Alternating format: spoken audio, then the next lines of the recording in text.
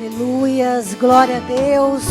A paz do Senhor esteja com você que está aí na sua casa acompanhando este culto. Nós estamos num culto onde nós denominamos culto de milagre, culto de bênção, culto de libertação e de salvação. Todos os dias nós sabemos que é dia de milagre. Todos os dias Deus tem milagre para nós, mas nós buscamos o milagre de Deus. Por quê? Porque Deus libera os milagres dele. Porque Deus até hoje ainda faz milagres. Porque o Senhor, através dos seus milagres, Ele quer mostrar que Ele é Deus. Ele quer mostrar a tua glória. Ele quer mostrar que Ele é todo poderoso. Portanto, queridos, eu gostaria de compartilhar uma palavra a qual o Senhor já tem colocado no nosso coração como igreja, mas que hoje é muito oportuna para este momento que nós estamos passando. Eu gostaria de compartilhar uma palavra e que está em 1 Reis, no capítulo 18. 1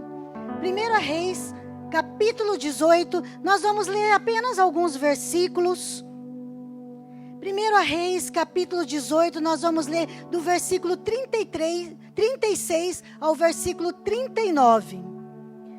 1 Reis, capítulo 18, versículo 36 diz assim: No devido tempo, para se apresentar a oferta de manjares, aproximou-se o profeta Elias e disse: Ó Senhor, Deus de Abraão, de Isaque e de Israel, fique hoje sabido que tu és Deus em Israel e que eu sou teu servo e que segundo a tua palavra fiz essas coisas. Responde-me, Senhor, responde-me para que este povo saiba que tu, Senhor, és Deus e que tu fizeste retroceder o coração deles. Então caiu o fogo do Senhor e consumiu o holocausto e a lenha e as pedras e a terra e ainda lambeu a água que estava na valeta.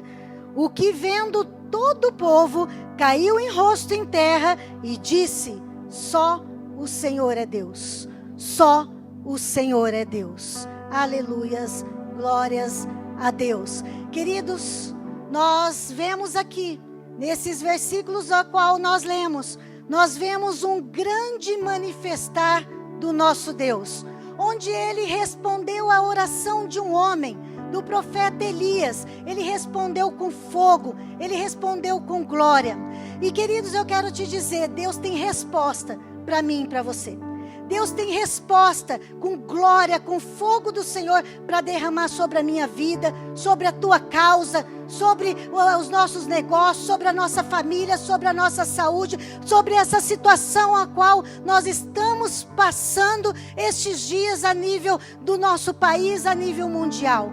Deus tem vontade, desejo de manifestar da sua glória sobre as nossas vidas. E nós estamos muito necessitados. Mas, queridos, quando nós vemos, quando nós olhamos para este texto, quando nós olhamos para o contexto no qual esses versículos estão inseridos, nós vemos ali um cenário não diferente do qual nós estamos passando agora.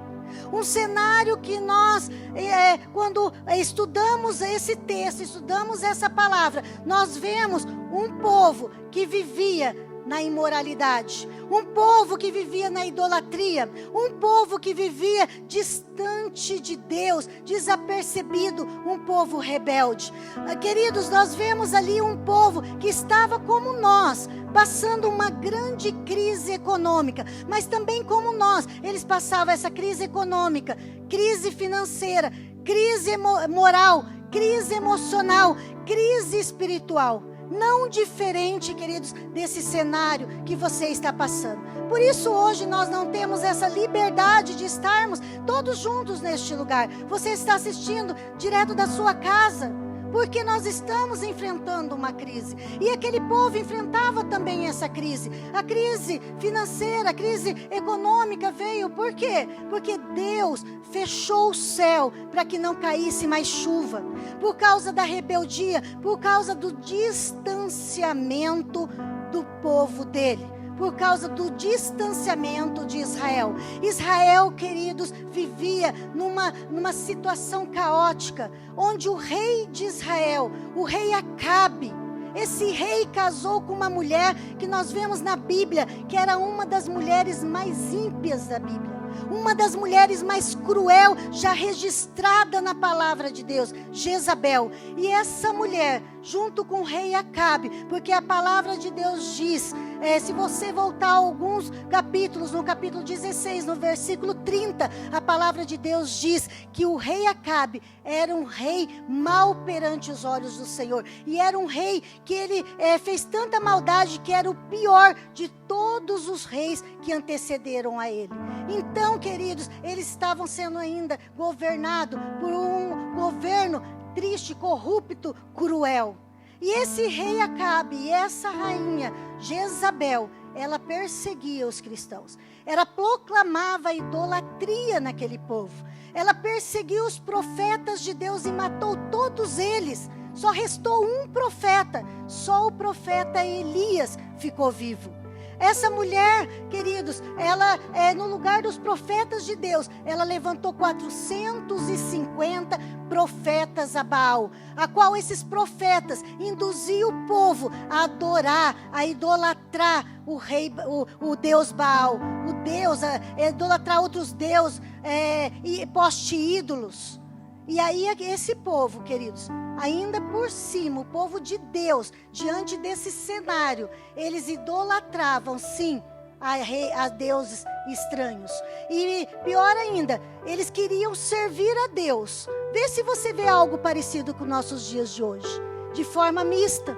Eles queriam servir a Deus e servir a outros deuses. Eles queriam estar com Deus, mas também idolatravam outros deuses. Nos mesmos altares que eles idolatravam, prestavam sacrifício a Deus, eles também idolatravam outros deuses. E aí, queridos, Deus, num certo momento, quando nós olhamos aqui na palavra, ainda no capítulo 8, logo no começo, no primeiro versículo do capítulo 8, Deus, ele fala, ele apresenta a Acabe, fala para Elias, o único profeta, queridos, o único profeta que sobrou vivo, mas que vinha sendo perseguido em todo o tempo, procurado por esse rei Acabe, procurado por Jezabel em todo o tempo para ser morto.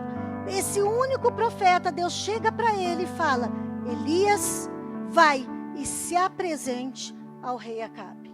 Se apresente a esse rei ímpio, esse rei que se desviou de tudo que era bom, se desviou dos mandamentos de Deus, esse rei que tem te perseguido, que persegue toda a igreja, todo o povo de Deus, esse rei que matou todos os profetas, vai e se apresenta a ele. E Elias obedeceu a Deus. Elias foi e se apresentou ao rei Acabe. E quando ele se apresentou ao rei Acabe, ele fez uma proposta para esse rei.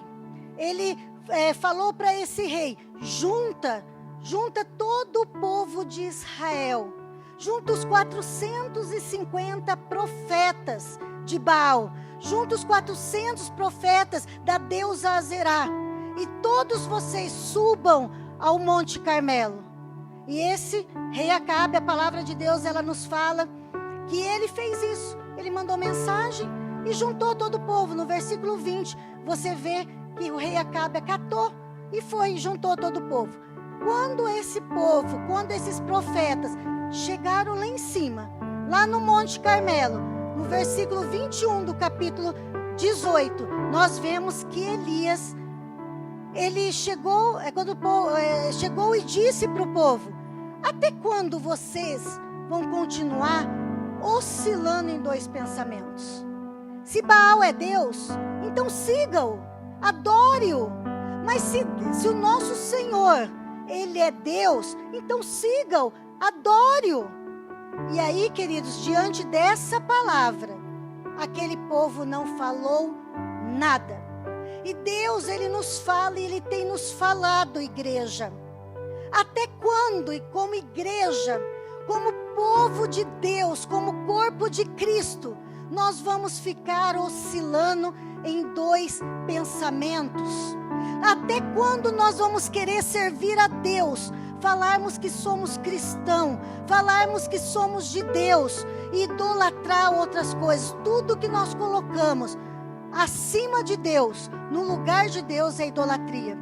Hoje há uma moda de idolatria pelo corpo, pela aparência, pelo status social.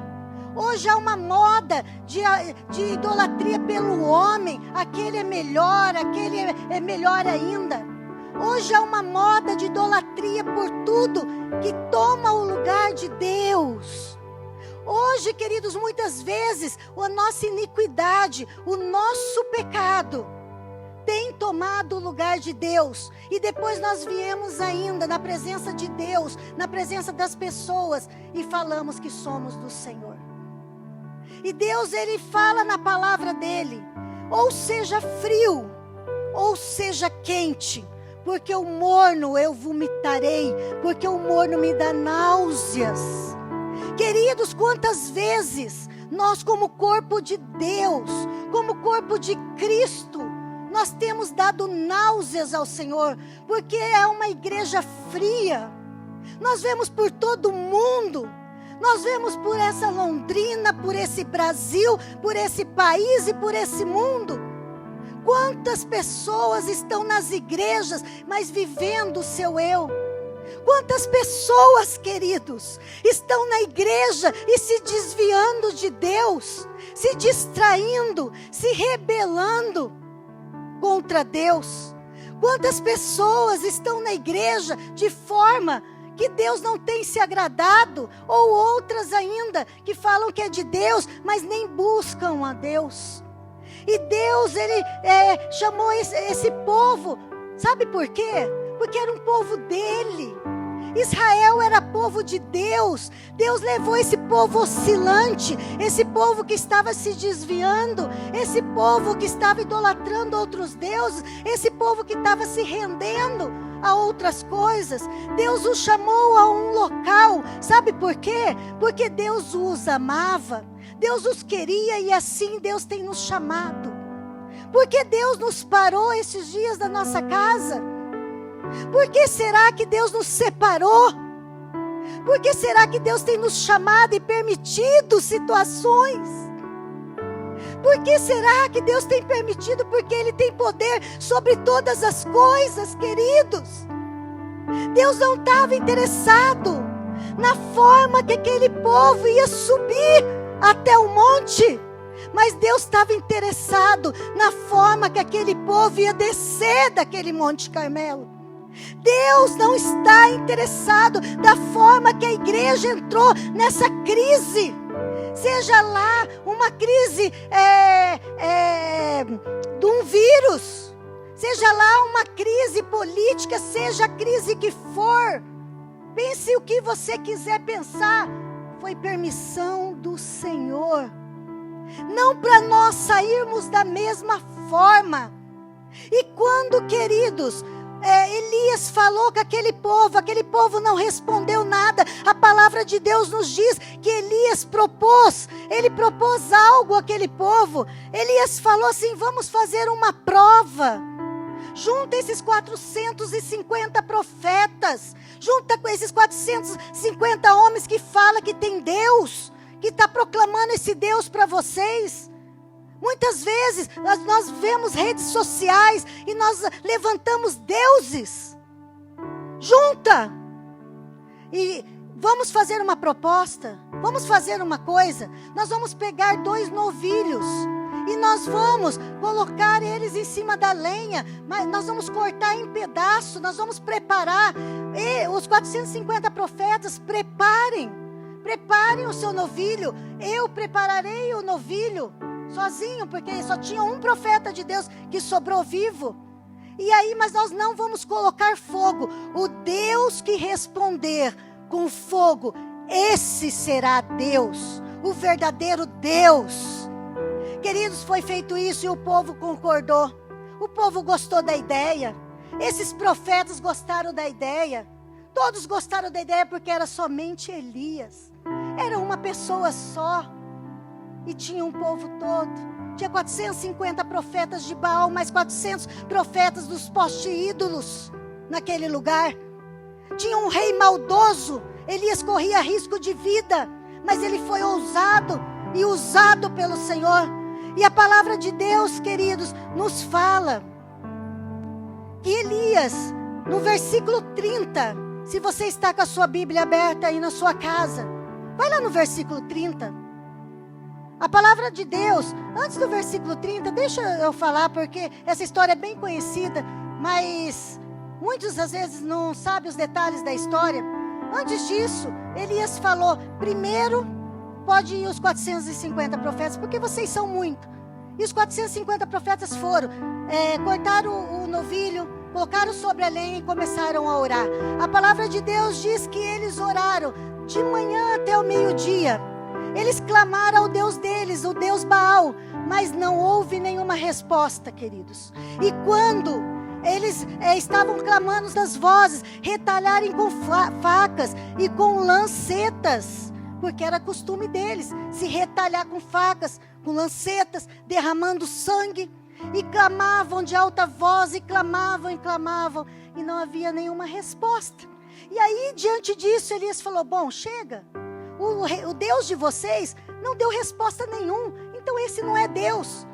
E aí ele falou para o povo, aí sim nós vamos no versículo 30, ele falou para o povo: acheguem-se a mim.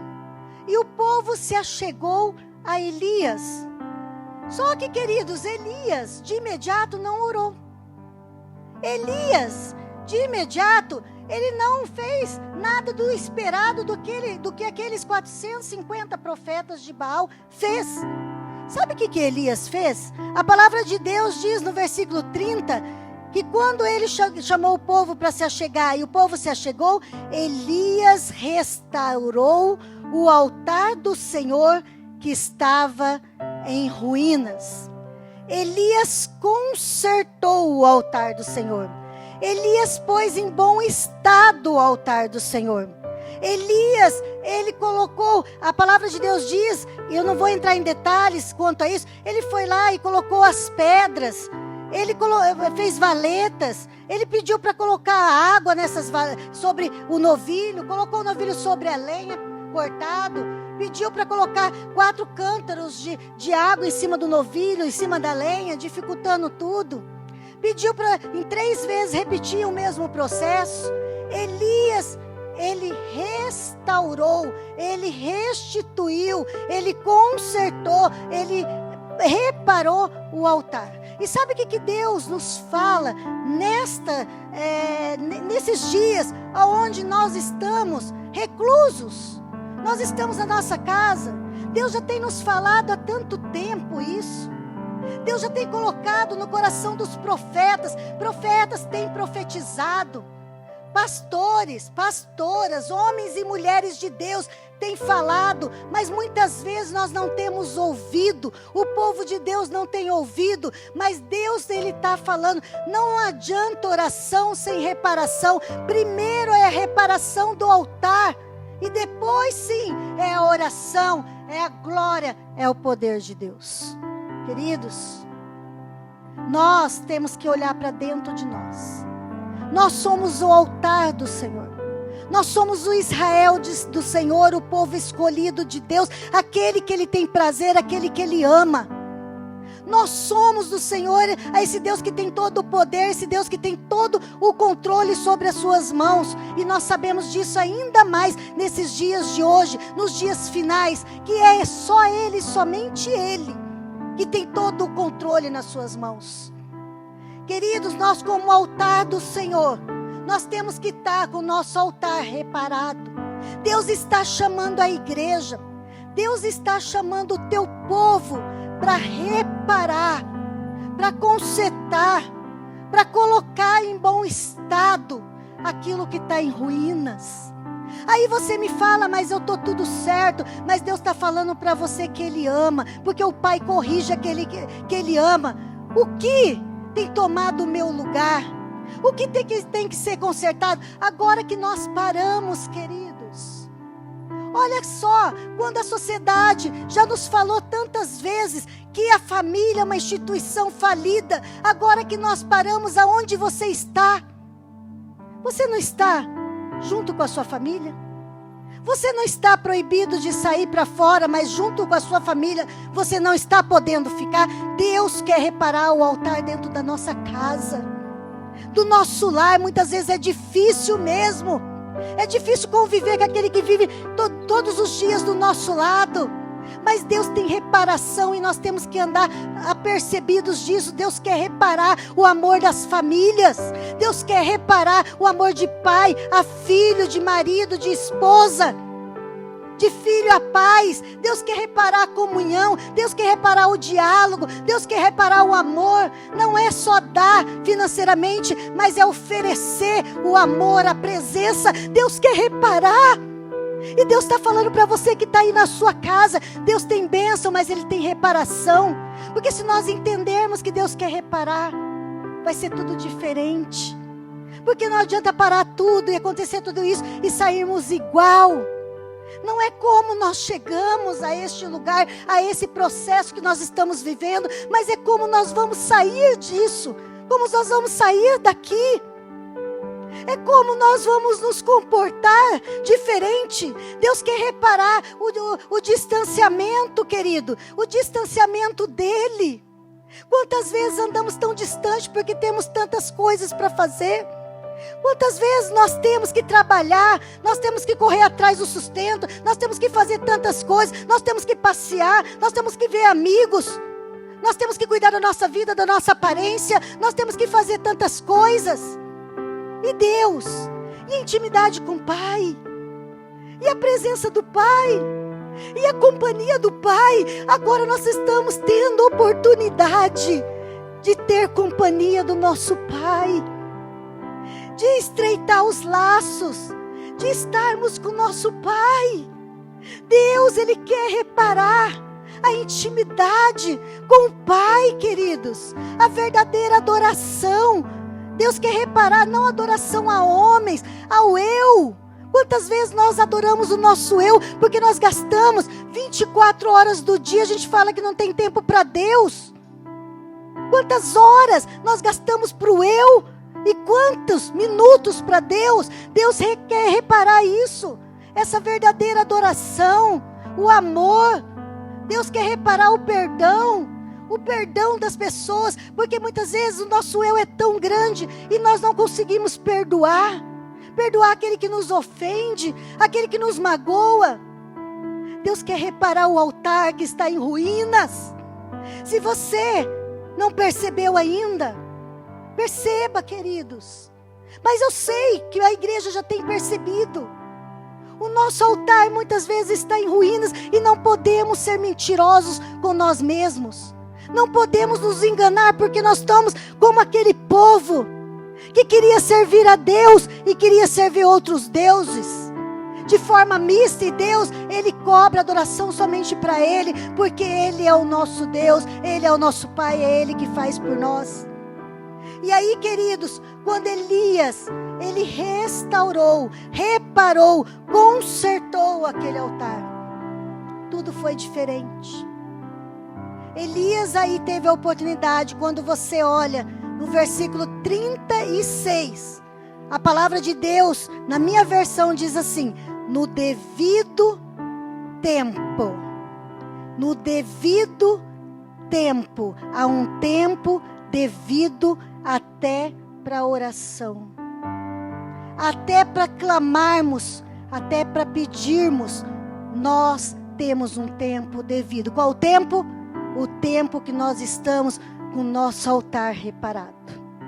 O tempo que nós estamos com o nosso altar em conserto. Nosso altar bem. Porque a palavra de Deus, em Isaías 59:2, diz assim: as vossas iniquidades separam, fazem separação de vós e Deus. É as vossas iniquidades, os vossos pecados, que afasta o rosto de Deus de vós, para que Ele não ouça a sua oração. Como orar se nós temos iniquidades? Como orar se nosso altar está destruído? Igreja, muitas vezes, igreja de Deus, filhos do Senhor, filhos do Pai que te escolheu, que pagou o preço por você, Deus está nos falando. Deus está te falando aí no conforto da sua casa. Você está tendo esse tempo.